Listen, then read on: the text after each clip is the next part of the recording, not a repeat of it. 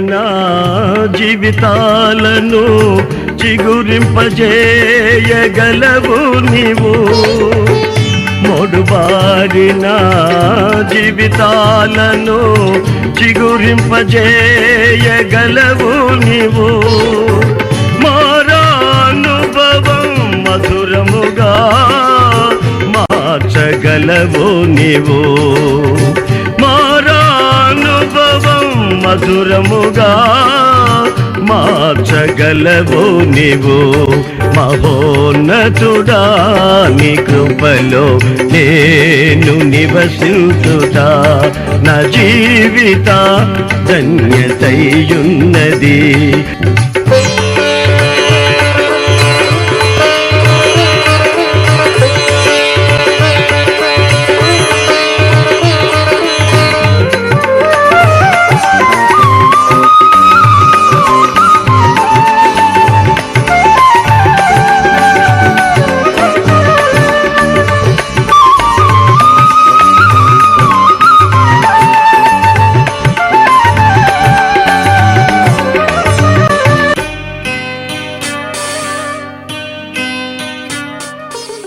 పరిశుద్ధ గ్రంథంలో నుండి యోబు గ్రంథం 1వ అధ్యాయం 8వ వాక్యాన్ని నేను చదువుతున్నాను. మీరు కొంచెం శ్రద్ధగా వినండి. అతడు యథార్థవర్తనుడును న్యాయవంతుడునై దేవుని యందు భయభక్తులు కలిగి చెడుతనమును విసర్జించినవాడు. భూమి మీద అతని వంటి వాడెవడనూ లేడు. ఈ మాట దేవాతి దేవుడు దేవదూతల సమక్షంలోను భూమి మీద ఇటు అటు తిరుగుతూ దేవుని సాన్నిధ్యానికి సమక్షానికి చేరినటువంటి అపవాదితోనూ దేవుడు చెప్పిన మాట. ఎందుకని యోబును గురించి దేవుడు అంత గ్యారెంటీగా చెప్పాడు. యోబు యథార్థవర్తనుడై ఉండగా సాతానుడు దేవుని దగ్గర పర్మిషన్ పొంది సాతానుగడు యోబుకు చేయవలసిన నష్టమంతా చేశాడు. గాడిదలు ఎద్దులు పోయాయి, గొర్రెలు అగ్ని చేత కాల్చబడ్డాయి, ఒంటెల్ని కల్దీయులు తోలుకుపోయారు. అన్న ఇంట వాళ్ళు విందు చేసుకుంటూ ఉంటే ఆ 10 మంది సుడిగాలు ఒకటి వచ్చి ఆ ఇంటి మీద పడితే ఆ ఇల్లు కుప్ప కూలినట్టు కూలిపోయింది. దాని కింద పడి అందరూ చచ్చిపోయారు. దైవజనుడు యోబుకి 3 స్నేహితులు ఉన్నారు. Eliphaz, బిల్దద్, Zophar. ఈ 3 ప్రాణ స్నేహితులైన వీళ్ళు. ఈ సంగతి వాళ్ళకి తెలుసు. యోబు చాలా కష్టాల్లో ఉన్నాడు. చనిపోతే చనిపోయారు పిల్లలు, ఒంటెలు పోతే పోయాయి, గొర్రెలు తగలబడితే తగలిపోయిపోయాయి, ఎద్దులు గాడిదలు తొలగిపోతే తొలగిపోయారు. అతని శరీరం కూడా ఏం ఆరోగ్యంగా లేదు, గజ్జి పట్టేసింది, భయంకర పరిస్థితిలో ఉన్నాడు. పరామర్శిద్దాం అనుకుని వెళ్ళినటువంటి ఆ స్నేహితులు యోబును యోబు పరిస్థితిని చూసి ఆ బిల్దద్ ఏమంటున్నాడు తెలుసా? చదవండి 8వ అధ్యాయంలో 6వ వాక్యాన్ని. ఈ బిల్దదు దైవజనుడు యోబుతో, యోబు శరీరం అప్పటికే చిక్కి శల్యమైపోయింది, శరీరం అంతా గందరగోళంగా ఉంది, శరీరం అంతా గజ్జి పట్టుకుపోయింది, చాలా దయనీయమైన స్థితిలో ఉన్నాడు. ఆ స్థితిలో అయ్యో నీకెందుకు జరిగిందిలాగా, నీకు జరగకూడదే, నీకు ఈ పరిస్థితులు రాకూడదే, నువ్వు చాలా యథార్థంగా ఉంటున్నావే, యథార్థవంతులకి ఈ విధంగా జరగకూడదే, నీకెందుకు జరిగింది ఇలాగా అనవలసింది పోయి ఈ బిల్దద్ అంటాడు, నీవు నిజంగా యథార్థవంతుడివి అయితే నిశ్చయముగా దేవుడు నీ మీద శ్రద్ధ నిలపాలే, నీ నీతికి తగినట్టుగా నీ నివాస స్థలమైన వర్ధిల్ల చేయాలి. అప్పుడు నీ స్థితి మొదట కొద్దిగా ఉన్నా రాను రాను రాను రాను మహా అభివృద్ధి పొందలే. నువ్వు యథార్థవంతుడు అయితే దేవుని వాగ్దానాలు బాగా తెలిసినట్టున్నాయి. భక్తి ముదిరిపోయి తన స్నేహితుడైన యోబును పరామర్శించడం మానేసి దానికి బదులుగా పరోక్షంగా అంటున్నాడు, నీవు పవిత్రుడవై యథార్థవంతుడవైనట్లయితే దేవుడు ఖచ్చితంగా నీ మీద శ్రద్ధ నిలపాలి. నీ నీతికి తగినట్టుగా నీ కొడుకుల నివాసస్థలం ఎందుకు పడిపోద్ది, అది నీకెందుకు గజ్జి పడొద్ది, ఆయన నీ మీద శ్రద్ధ నిలిపితే శత్రువు ఎందుకు వస్తాడు, గొర్రెల్ని ఎద్దుల్ని గాడిదల్ని ఎద్దుల్ని ఎందుకు తోలుకుపోతాడు, ఒంటెల్ని గొర్రెల్ని అగ్ని ఎందుకు వచ్చి తగలబెడుతుంది. సుడిగాలు వచ్చి నీ పిల్లలు ఎందుకు పడిపోతారు, సత్తారు దాని కింద పడి, ఇండైరెక్ట్గా మెచ్చుకుంటానే ఉన్నాడు, తిడతానే ఉన్నాడు. ఎంత తెలివితేటలండి ఈ బిల్దద్కి, మహా తెలివైనడు, స్నేహితుడే కానీ ఇట్లాంటి స్నేహితుడు అనమాట. నీ స్థితి మొదట కొంచెం కొద్దిగా ఉంటే రాను రాను మహాభివృద్ధి పొందాలి కదా. నువ్వే ఆస్తిపరుడివి, ఇంకా విస్తరించాలి కదా. ఎందుకు ఇట్లా అయ్యింది అంటే నువ్వు యథార్థవంతుడుగా కనబడుతున్నావు కానీ యథార్థవంతుడు కాదు.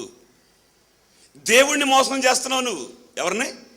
యోబో, నువ్వు దేవుణ్ణి మోసం చేస్తున్నావు అన్నట్టుగా దేవుని దృష్టికి నువ్వు యథార్థంగా కనబడుతున్నావు, కానీ నీలో యథార్థత లేదు అని రుజువు చేస్తున్నాడు. యథార్థవంతుడు అయితే ఆయన నీ మీద శ్రద్ధ నిలుపుతాడు కదా. మరి శ్రద్ధ నిలిపితే నీ చుట్టూ కాపలా కాస్తాడు కదా దేవదూతలను పెట్టి. ఎందుకు నీకు ఇట్లా జరుగుతుంది? యోబు మౌనంగా విన్నాడు. ఇంత లోపల భార్య వచ్చింది.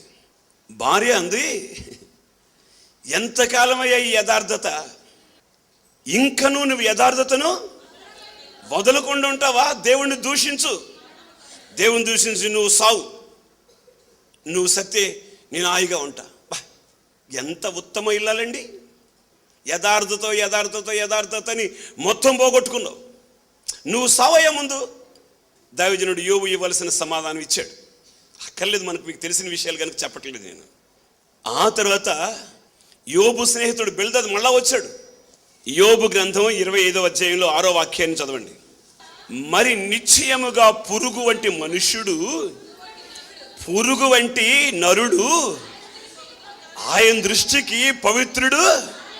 ప్రియులారా, ఒక్కసారి మనం ఆలోచిస్తే దేవాతి దేవుడే యోబును యథార్థవర్తనుడు అంటూ ఉంటే, స్నేహితుడు వచ్చి నువ్వు యథార్థవంతుడు అయితే అని మరలంటాడు. ప్రపంచంలో ఉన్న మనుష్యుడు అందరూ పురుగులు అంటాడు. పురుగు లాంటి మనుష్యుడు పవిత్రంగా ఉంటాడా? ఉండడు. అంటే నువ్వు కూడా పవిత్రంగా లేవు అని అర్థం. పవిత్రంగా ఉంటే నీకెందుకు ఇట్లా జరుగుతుంది? యోబు తన స్నేహితుల మాటలు విన్నాడు, తన భార్య మాట విన్నాడు. విని దైవజనుడు యోబు అంటాడు, పిచ్చోడా, నేను యథార్థవంతుడినో కాదో దేవుడికి తెలుసు, నేను యథార్థవంతుడినో కాదో నాకు తెలుసు. నీకు తెలిస్తే ఏం తెలియకపోతే, నా భార్యకి తెలిస్తే ఏం తెలియకపోతే, కానీ నేను ఒక మాట చెప్తున్నాను విను. స్నేహితులారా, ఎలీఫస్, బిల్దద్, జోఫర్, నేను చెప్పే మాటలు వినండి. చదవండి యోబు గ్రంథంలో 27వ అధ్యాయంలో 5వ వాక్యాన్ని. మీరు చెప్పినది న్యాయమని నేనేమాత్రం ఒప్పుకొనను, మరణం అగు వరకు నేనెంత మాత్రము యథార్థతను విడువను. స్తోత్రం చెప్పాలి. ఇప్పుడు మీరేమన్నా అనుకోండి, నేను మాత్రం మీరు అనుకున్నా అనుకోపోయినా, మీరు నన్ను దూషించినా ద్వేషించినా, నేను మాత్రం చెబుతున్నా, నా మాట వినండి, నేను మాత్రం మరణమగు వరకు, చచ్చేంత వరకు నేను నా యథార్థతను విడిచిపెట్టను. దేవునికి స్తోత్రం కలుగును గాక. యథార్థతను విడిచిపెట్టను. నేను యథార్థంగానే బ్రతుకుతా. జీవించినంత కాలం యథార్థంగానే జీవిస్తాను, చచ్చినా నేను యథార్థంగానే చస్తాను. Praise the lord. యథార్థత ఎందుకంటే బైబిల్లో కీర్తనల గ్రంథకర్త 84వ కీర్తనలో ఈ 11వ చరణంలో యథార్థముగా ప్రవర్తించు వారికి ఆయన ఏ మేలు చేయక మానడు. ఎన్నోసార్లు ఈ యథార్థతను గురించి మనం విన్నాం, కానీ ఈరోజు ప్రభు ఒక క్రొత్త కోణంలో మనల్ని నడిపిస్తూ ఉన్నాడు. కనుక కొంచెం జాగ్రత్తగా దేవుని వాక్యం మీద దృష్టి ఉంచండి, వర్తమానాన్ని స్థిరపరచుకోండి. ఆమేన్. యథార్థముగా ప్రవర్తించు వారికి ఆయన ఏ మేలు చేయక మానడు. ఏదేని మేలు ఒకటి ఉంటే ఆయన దగ్గర, ఆ మేలు యథార్థంగా ప్రవర్తించే నీ కొరకే. దేవుడు తన యథార్థతను బట్టి యోబు గ్రంథం 42వ అధ్యాయంలో 12వ వాక్యాన్ని మీరు చదువుతారు ప్రారంభించి. యెహోవా యోబును మొదట ఆశీర్వదించిన దానికంటే మరి అధికముగా ఆశీర్వదించెను. కారణం యథార్థవంతుడు. యథార్థముగా ప్రవర్తించు వారికి ఏ మేలు చేయక మానడు. ఆయన మేలు చేసే దేవుడు. దాచిన మేలైనా, సిద్ధపరచిన మేలైనా, సమకూడి జరిగే మేలేదైనా అది నీకే. ఈరోజు నీకోసమే ఆయన దాచిపెట్టాడు, నీకోసమే ఆయన సిద్ధపరిచాడు, నీ కొరకైనా సమకూడి జరిపిస్తా ఉన్నాడు మేలు నీవు పొందాలని. అందుకే యథార్థతను విడవకుండా ఉందాం. ఒకవేళ వ్యాపారస్తుడువా, యథార్థంగా ఉండడం వీలు పడడం లేదా? నీవు ఉద్యోగస్తుడువా, ఉద్యోగంలో యథార్థంగా ఉండడానికి వీలు పడడం లేదా? వ్యవసాయకుడువా, వ్యవసాయకుడు యథార్థంగా ఉండడానికి వీలు పడడం లేదా? ప్రియులరా, మనం యథార్థంగా నడుచుకుంటే ఆయన మనల్ని బలపరుస్తాడు. దేవునికి స్తోత్రం కలుగును గాక. బైబిల్ తెరచి దినవృత్తాంతాలు 2వ గ్రంథం 16వ అధ్యాయం 9వ వాక్యం. తన ఎడల యథార్థ హృదయము గల వారిని బలపరచుటకై యెహోవా కనుదృష్టి లోకమందంతటా సంచారము చేయుచున్నది. ఈ విషయమందు నీవు మతి తప్పి ప్రవర్తించబాకు, జాగ్రత్త. ఆ తర్వాత నీ రాజ్యం అల్లకల్లోలం అయిపోద్ది. ప్రతి క్షణం యుద్ధాయుధాలే నిన్ను వెంటాడతాయి. కనుక నీవు కొంచెం జాగ్రత్త. యథార్థంగా ఉండాలని కోరుకో. వ్యాపారస్తుడా, నీ వ్యాపారం వర్ధిల్లుతుంది. ఉద్యోగస్తుడు అయితే నీ ఉద్యోగంలో నీవు యథార్థంగా నడుచుకుంటే వర్ధిల్లుతావు. ఆ మధ్య ఉద్యోగం చేసే మాస్టర్ గారు ఒక ఆయన వచ్చాడు. అన్న, యథార్థత యథార్థత యథార్థని బోధ చేస్తారు మీరు ఇక్కడ. గుళ్ళో కూర్చున్నంతసేపు యథార్థంగా ఉండాలని అనిపిస్తుంది నాకు. అసలు ఏమైనా సరే యథార్థంగా ఉండాలని. నేను పల్లెటూరులో ఉద్యోగం చేస్తున్నాను. పల్లెటూరులో పిల్లల బడికి రారు. అక్కడ 2 పోస్టులు ఉన్నాయి. వచ్చిన వాళ్ళకి మాత్రం నేను అటెండెన్స్ చేశానంటే ఇంకొక పోస్టు ఎగిరిపోద్ది. నా చేతుల మీదుగా నేను ఇంకొక పోస్ట్ ఎగరగొట్టినట్టే. ఇక ఏం చేయమంటారు నన్ను? కొంచెం మరి యథార్థత ప్రజెంట్ వేయాలి కదన్నా, రానోడు కూడా వేయాలి కదన్నా గీతలో. యథార్థంగా ప్రవర్తించాలనుకోండి, యథార్థంగా నడుచుకోండి. దేవుడు ఖచ్చితంగా మీకు మేలే చేస్తాడు. దేవునికి స్తోత్రం కలుగును గాక. ఏం చేస్తాడో చెప్పనా? నువ్వు ఇట్లా ఆలోచిస్తూ ఉండు, యథార్థంగా ఉండాలి, ఏం చేయాలనుకుంటా ఉండు. దేవుడు సడన్గా నీకు ప్రమోషన్ ఇస్తాడు. నువ్వు అక్కడ అసిస్టెంట్గా చేస్తున్నావు, సడన్గా నేను హెడ్ మాస్టర్ చేసి పారేస్తాడు. యథార్థవంతులను బలపరచుటకు యెహోవా కనుదృష్టి లోకమందంతటా సంచారం చేస్తా. కనుక మనం యథార్థంగా ఉందాం, మేలు పొందుకుందాం. Praise the lord. సాక్షాత్తు దేవుడు చెప్పాడు, యోబు యథార్థవర్తనుడు. దేవుడు మనుష్యుల్ని సృష్టించినప్పుడు యథార్థవంతులుగానే కలుగు చేశాడు ఆయన. ప్రసంగి గ్రంథకర్త జ్ఞాని సొలొమోను రాస్తాడు 7వ అధ్యాయంలో 29వ వాక్యం, ఆఖరి వాక్యంలో, ఇది ఒకటి మాత్రం నేను ఎరుగుదును, ఏమనగా దేవుడు నరులను యథార్థవంతులుగానే పుట్టించాడు, కానీ యథార్థతను విడిచిపెట్టారు, యథార్థతను కోల్పోయారు, తంత్రాలు పుట్టించుకున్నారు. తంత్రాలు పుట్టించుకోవడం ద్వారా రావలసిన ఆశీర్వాదాలు, పొందవలసిన మేళ్ళు పొందకుండా దానికి దూరం అయిపోయారు. అవునండి, దేవుని సముఖంలో ఉండి చెప్తున్నాను నేను. ఇక్కడున్న మీలో చాలామందికి దేవుడు మేళ్ళు చేయాలని, చాలామందిని దేవుడు ఆశీర్వదించాలని కోరుకుంటున్నాడు. ఆయన మన మీద దృష్టి ఉంచాడు, మనకు మేలు చేయాలని చూస్తూ ఉన్నాడు. యథార్థవంతులు ఎవరైనా ఇక్కడ ఉన్నారా? వారికి నేను మేలు చేయాలని చూస్తూ ఉన్నాడు. కానీ అపవాదిగాడు వివిధమైనటువంటి తంత్రాలు కలుగు చేసి క్రీస్తు మీద ఉన్నటువంటి ఆ సరళత నుండి, మనల్ని పవిత్రత నుండి పక్కతో పట్టించాడు. కనుకనే మనం పొందవలసిన మేళ్ళు పొందకుండా అట్లా ఆగిపోయి ఉన్నాయి అక్కడ. ఎప్పుడైతే మరలా మనం యథార్థతకు వస్తామో దేవుడు తగిన సమయంలో మనల్ని ఆయన హెచ్చిస్తాడు. దేవునికి స్తోత్రం కలుగునుగాక.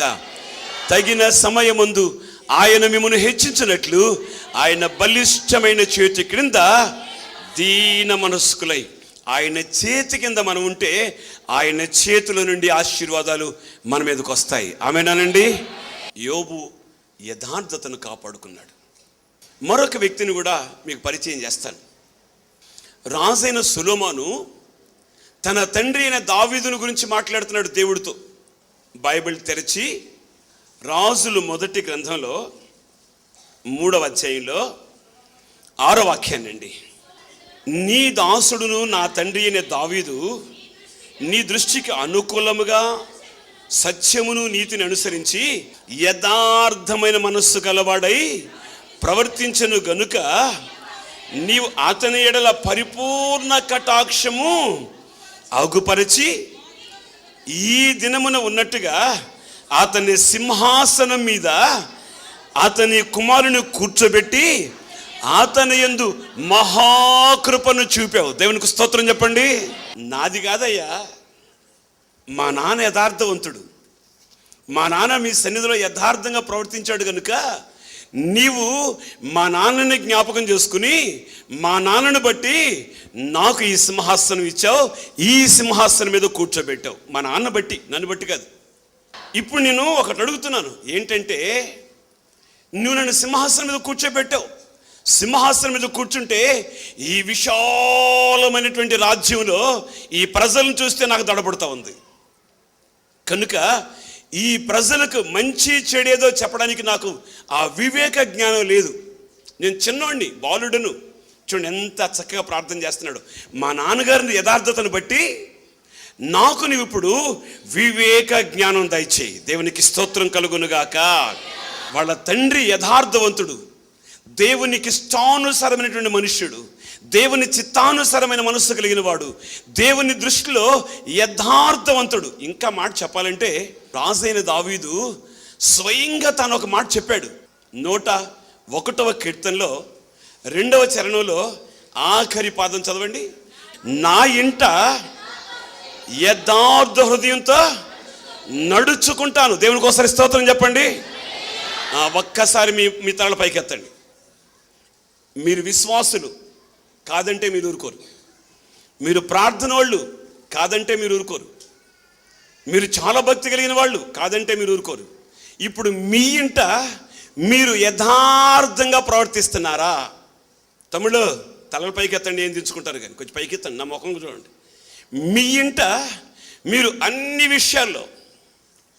విషయాల్లో యథార్థంగా, భార్యకు తెలిసి కొంత, భార్యకు తెలియ కొంత. ఇంతెందుకండి, మిమ్మల్ని అడిగితే మీరు ఎంత ధైర్యంగా చెప్తారు. యథార్థత మీకు చాలా అవసరం.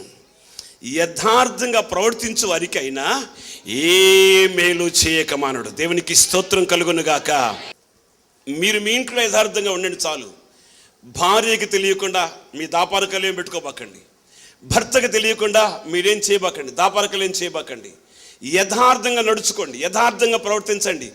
దేవుడు ఏదేని మేలు మీ కుటుంబానికి చేస్తాడు. దేవునికి స్తోత్రం కలుగునుగాక. ఏ మేలైనా చేస్తాడు. ఆమేనండి. ఈవెన్ మై సెల్ఫ్, నేను చెప్తున్నాను, ఈరోజు వరకు పాస్టర్కి తెలియకుండా ఎక్కడా దాపరికాలు నాకు లేవు. అటు శారీరకంగా దాపరికాలు ఏమి లేవు, ఆర్థికంగా దాపరికాలు ఏమి లేవు, ఆత్మీయంగా కూడా దాపరికాలు ఏమి లేవు. నా బలహీనత ఏమిటో చెప్తాను, నాకే రోగం శరీరంలో ఏముందో చెప్తాను, దాచుకోను. మీరు ఇచ్చిన ప్రతి కానుక, మరలా చెప్తున్నాను, దేవుని సముఖంలో ఉండి మీరు ఈ పరిచర్య కొరకు ఇచ్చే ప్రతి పైసా అనవసరమైన ఖర్చులు పెట్టం. ఆమెకి తెలియకుండా నేనేం చేయను.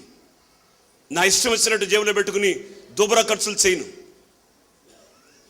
ప్రియులారా, యథార్థంగా ప్రవర్తించండి, యథార్థంగా నడుచుకోండి, యథార్థంగా జీవించండి, యథార్థంగా మాట్లాడండి. దేవుడు మిమ్మల్ని ఆశీర్వదిస్తాడు. ఆమేన్, ఆమేన్. వ్యాపారస్తులు కూడా యథార్థంగా వ్యాపారం చేయొచ్చు, నష్టమేం కాదు, ఇబ్బంది ఏం కాదు. వ్యాపారస్తులు యథార్థంగా వ్యాపారం చేయండి, మీ వ్యాపారాలు అభివృద్ధి పొందుతాయి. ఉద్యోగస్తులు ఉద్యోగాల్లో యథార్థంగా ఉండండి, దేవుడు తగిన సమయంలో మిమ్మల్ని హెచ్చిస్తాడు. రైతులు కూడా యథార్థంగా ఉండండి, దేవుడు మీ పంట పొలాలని, మీ పండిన పంటను దేవుడు ఆశీర్వదిస్తాడు. చదువుతున్న పిల్లలు కూడా యథార్థంగా ఉండండి, దేవుడు యవనస్తులైన పిల్లలు యథార్థంగా ఉండండి, దేవుడు మిమ్మల్ని తగిన సమయంలో హెచ్చిస్తాడు. ఆమేన్. ఈరోజు యవనస్తులైన పిల్లలు కొంతమంది నేను అడిగి, ఎక్కడి నుంచి వస్తున్నావు అంటే, ముందే ప్లాన్ చేసుకుంటారు వచ్చేటప్పుడు ఇక్కడికి. పాస్టర్ గారు అడుగుతాడు ఎక్కడి నుంచి వస్తున్నామని. ఈ సమాధానం చెప్పాలని ముందే ప్రిపేర్ అయిపోయి ఉంటారు. దాన్ని రిహార్సల్ వేసుకుంటూ వస్తారు. ఏ బాబు ఎక్కడి నుంచి వస్తున్నావు? రిహార్సల్ అంతా ఏమైపోద్దో నాకు తెలియదు, నేను అడగగా నెడలు అంటారు. ఉన్నారు కొంతమంది ఉన్నారు, ఎక్కడి నుంచి వస్తున్నావు సరిగ్గా చెప్పలేరు, వచ్చే స్థలం చెప్పలేరు, ఎక్కడి నుంచి వస్తున్నారు. ఆడపిల్లలు కూడా మీతో చెప్తున్నానమ్మా, నా కన్న బిడ్డలని మీతో చెప్తున్నాను, ఆత్మీయంగా కనుక్కున్న బిడ్డలని మీతో చెప్తున్నాను. మీ ఇంట్లో యథార్థంగా ఉండండి, దేవుడు మిమ్మల్ని మీ పిల్లల్ని ఆశీర్వదిస్తాడు. 112వ కీర్తనలో మీరు 2వ చరణాన్ని ప్రారంభించి చదివితే, యథార్థవంతుల వంశపు వారు దీవించబడతారు, కలిమి సంపద. ప్రియులారా, రాజైన దావీదు యథార్థంగా తన ఇంట నడుచుకున్నానని చెప్పాడు. సొలొమోను కూడా చెప్తున్నాడు, మా నాన్న మీ దాసుడు మీ సన్నిధిలో యథార్థమనే మనస్సు గలవడని చెప్పాడు. దావీదును దేవుడు బహుగా ఆశీర్వదించాడు. గొర్రెల దొడ్ల నుండి తీసి దావీదును ఉన్నతమైనటువంటి శిఖరాలకు ఎక్కించాడు. దావీదును దేవుడు బహుగా ఆశీర్వదించాడు. అంతకంటే అధికంగా సొలొమోను దేవుడు ఆశీర్వదించాడు. ప్రపంచ చరిత్రలో ఇశ్రాయేల్ ప్రజల్ని పరిపాలించిన రాజుల్లో సొలొమోను కంటే జ్ఞానం కలిగినటువంటి రాజు లేడు.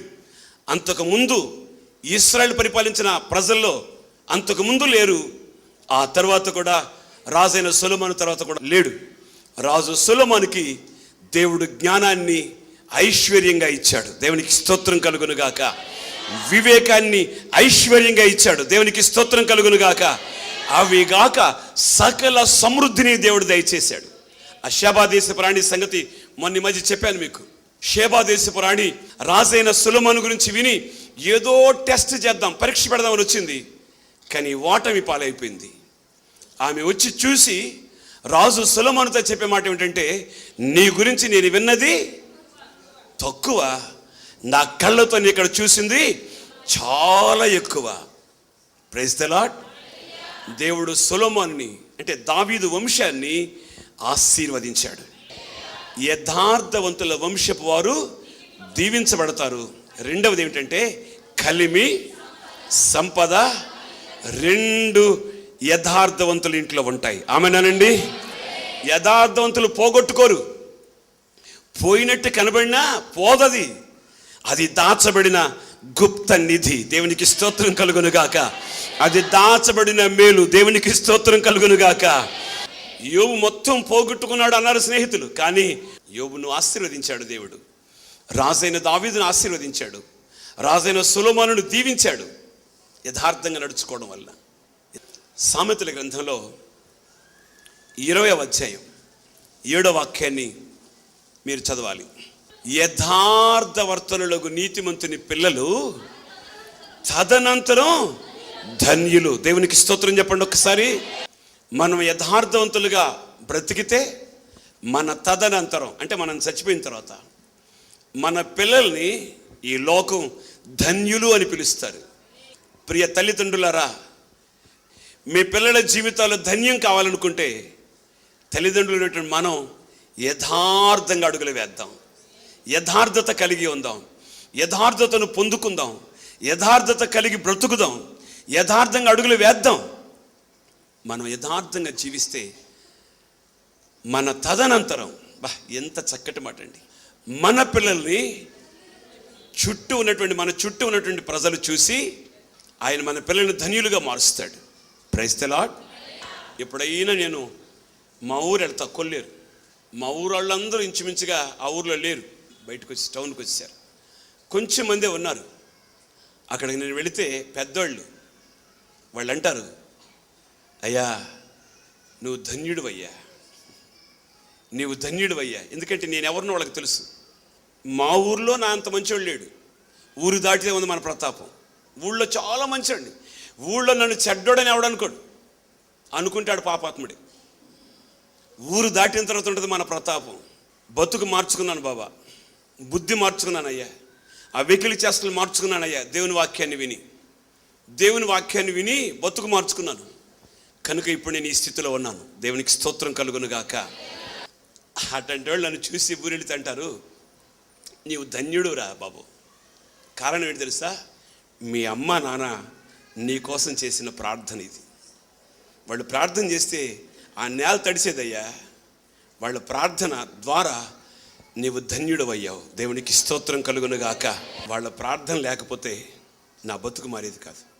వాళ్ళు ప్రార్థన చేశారు, నా బ్రతుకు దేవుడు మార్చాడు, నన్ను ఇక్కడ నిలబెట్టాడు, ఈ స్థితిలో ఉంచాడు. మనం యథార్థంగా జీవిద్దాం, యథార్థవంతులుగా ఉందాం. దైవజనుడు యోబు యథార్థంగా ఉన్నాడు. దేవుడే సాక్షాత్తు యథార్థవంతుడు అని టైటిల్ ఇచ్చాడు. స్నేహితులు వచ్చి నువ్వు యథార్థవంతుడు అనుకున్నావు, నీలో యథార్థత లేదు అని కొంచెం కించపరిచారు. అయినా నువ్వు అనుకున్నా అనుకోపోయినా నేను సత్యంత వరకు యథార్థతను విడువను.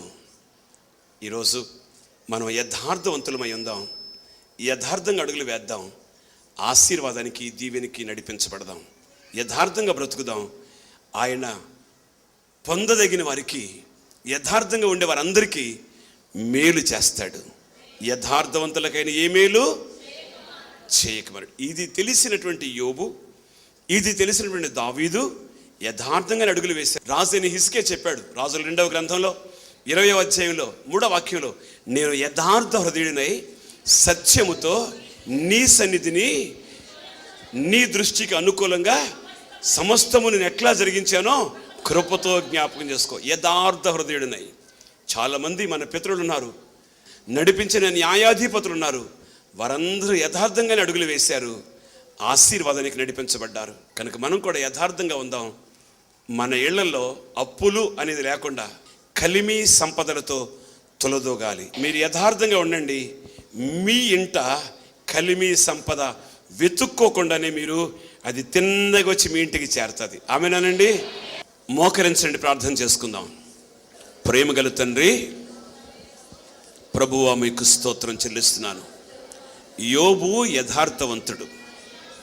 బిల్దద్ యోబుని గురించి పరోక్షంగా నువ్వు యథార్థవంతుడు కావు, నువ్వు పవిత్రుడు కావు, యథార్థవంతుడైతే నీ మీద శ్రద్ధ నిలపాలి కదా, యథార్థవంతుడు అయితే నీ నీతికి తగినట్లుగా నీ నివాస స్థలాలు వర్ధిల్ల చేయాలి కదా, నీ స్థితి మొదట ఈ విధంగా ఉంటే రాను రాను మహా అభివృద్ధి పొందాలి కదా. ఎంతో దూషించాడయ్యా.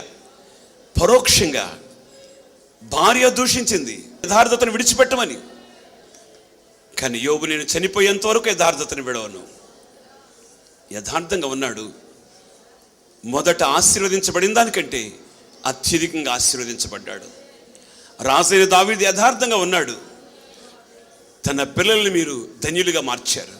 ఇలా వంశ పారంపర్యంగా వాగ్దానం చేసి ఆశీర్వదిస్తానని, నీ తర్వాత నీ తదనంతరం నీ పిల్లలు ధన్యులవుతారన్నావు నాయన. అట్టి ధన్యకరమైనటువంటి అనుభవాలు దేవా నా పిల్లలకు దయచేయనైనా. ఆత్మ సంబంధంగా నీవు నాకు ఇచ్చిన ఈ కుటుంబం అనే ఈ పిల్లలకి మీరు దయచేయండి అయ్యా. వారి పిల్లలు దీవించబడాలి నాయన, వారి పిల్లలు వర్ధిల్లాలి నాయన. అట్టి గొప్ప కార్యాన్ని మీరు ప్రారంభించండి అయ్యా. నా పిల్లలు వర్ధిల్లాలయ్యా. ఆత్మీయంగా నీవు నాకు ఇచ్చిన పిల్లలు యథార్థవంతులు కావాలయ్యా. అయ్యా, పరోక్షంగా కూడా యథార్థతను కోల్పోకూడదు నాయన. యథార్థవంతులుగా చేసి ఆశీర్వదించు, దీవెనుడు దయచి. యేసు నామములో అడుగుచున్నాము తండ్రి. మన ప్రభువు అయిన యేసుక్రీస్తు కృప, తండ్రి అయిన దేవుని ప్రేమ, పరిశుద్ధాత్మ దేవుని దీవెన, ఆశీర్వాదాలు యథార్థతను వదలకుంటామని, యథార్థంగా అడుగులు వేస్తామని, ఆశీర్వాదానికి వారసులు కావాలని కోరుకుంటూ చేతులెత్తి మీ వైపు చూపుతున్న మీ ప్రియ బిడ్డలకు కృపా దీవెనలు సమృద్ధిగా అనుగ్రహించదు గాక. అందరికీ వందనాలు.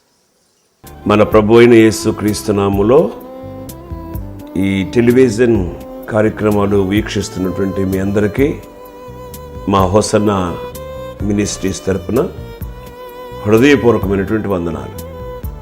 హోసన్న సందేశాలనే ఈ మా కార్యక్రమాలు మీ ఆత్మీయ జీవితానికి ఎంతో ఆశీర్వాదకరంగా ఉన్నాయని మేము తలంచుచున్నాం. ఈ కార్యక్రమాల ద్వారా మీరు ఆత్మీయమైనటువంటి ఆశీర్వాదాలు మేలులు పొందినట్లయితే మాకు తెలియచేయండి, మీతో కూడా మేము సంతోషిస్తాం. అదే సమయంలో మీ ప్రార్థనా అవసరాలు ఏమైనా ఉంటే ఈ స్క్రీన్ మీద కనబడుతున్నటువంటి నంబర్కి మీరు ఫోన్ చేసి ఈ ప్రార్థనా అవసరాలు చెప్పచ్చు. మీ ప్రార్థనా అవసరాల కొరకు మేము ప్రత్యేకంగా ప్రార్థన చేస్తాం. హోసన్న ఆరాధనలో ఏలూరులో ప్రతి ఆదివారం ఉదయం 8:30 గంటల నుండి 10:30 గంటల వరకు జరుగుతుంది. ఆ ప్రాంతానికి మీరు ఎప్పుడైనా వచ్చినప్పుడు ఆ దగ్గరలో ఉన్న మీ బంధువులకు తెలియచేయండి, వారిని ప్రోత్సాహపరచండి. ఏ ప్రార్థనా మందిరానికి ఈ ఆరాధనకు వెళ్ళకపోతే మా ప్రార్థనా మందిరానికి మిమ్మల్ని ఆహ్వానిస్తున్నాం. అదేవిధంగా గుడివాడలో కూడా హోసన్న ప్రార్థనా మందిర్లో ఆదివారం ఉదయం 10:30 గంటల నుండి 1 గంట వరకు ఆదివారం ఆరాధనలు జరుగుతాయి. ప్రతి నెల ఆఖరి రోజు రాత్రి గుడివాడ హోసన్న ప్రార్థనా మందిరంలో సంపూర్ణ రాత్రి ఉపవాస ప్రార్థన జరుగుతుంది. ఈ ప్రార్థనలు అనేక మంది రోగులు, బలహీనులు, ఆయా సమస్యల చేత పీడించబడుతున్న వారు వచ్చి ప్రార్థనలో పాలు పొంది ఇప్పటికే మేలులు పొందుతున్నారు. మీదైనా సమస్య లేకపోతే ఏ విషయమైనా ఆ ప్రభువుతో పోరాడే అనుభవం ఇక్కడ ఉంటుంది కనుక మీ సమస్యల కొరకు ప్రార్థన చేస్తాం. ఒక రాత్రి ప్రార్థనలో పాలు పొందండి, మీరు మేలు పొందుతారు. ఈ టెలివిజన్ కార్యక్రమాలు చూస్తున్న ప్రేక్షకులకు ఒక ప్రత్యేకమైనటువంటి విన్నపం. ఈ టీవీ పరిచర్య కొరకు అలాగే సంఘ పరిచర్య కొరకు మీరు ప్రార్థన చేయాలని, ప్రార్థన చేస్తూ ఉంటారని ఆశిస్తూ ఉన్నాను. ప్రభువైన యేసుక్రీస్తు నామములో మీకు వందనాలు తెలియజేస్తున్నాను. దేవుడు మిమ్మల్ని ఆశీర్వదించును గాక.